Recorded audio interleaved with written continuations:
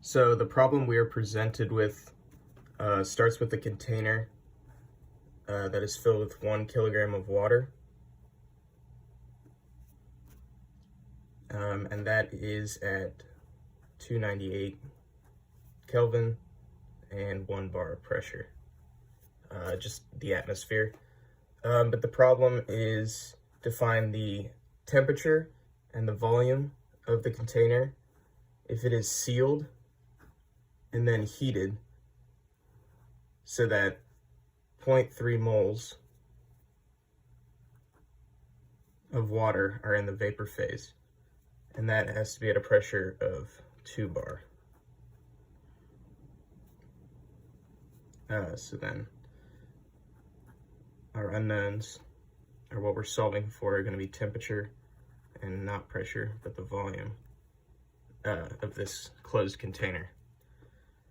To do this, we can use the ideal gas law, starting out with our R value being 8.314. That's joules per mole Kelvin. To do this, we need to convert our bar into Pascal, and the conversion for that 1 bar is 100,000 pascals. The first calculation we can do, or equation we can set up, because we won't be able to solve these by hand,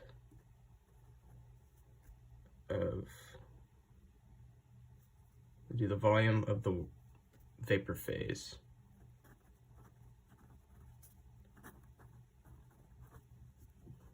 And that is equal to the total volume, or the initial volume, minus the mass of H2O, and that's over the density. The density of H2O at a given temperature.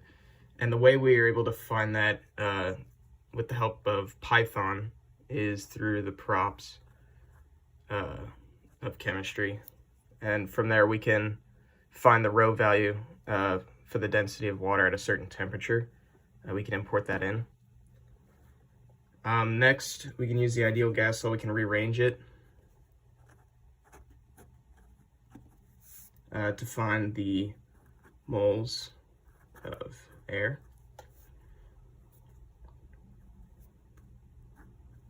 And the way we do that is start out with the initial pressure, which will be 1 bar.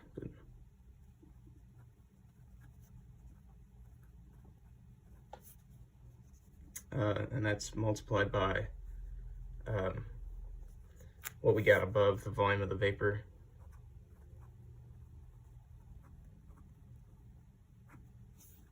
That is over our R value, and then the temperature. Okay, and to find pressure,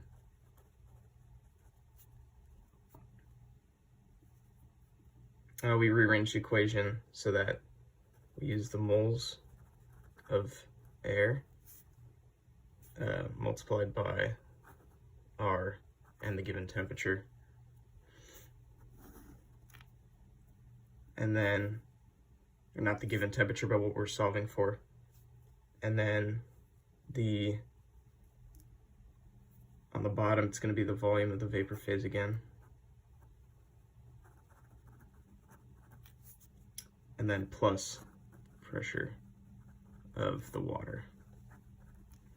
And these calculations are not possible to do by hand, are very tricky to do by hand, because we're solving for both the temperature and the pressure. The way we can do this in Python is by inputting all of these different equations. We create certain constraints following the problem, and that way we're able to solve using the VSC function for both temperature and pressure at the same time.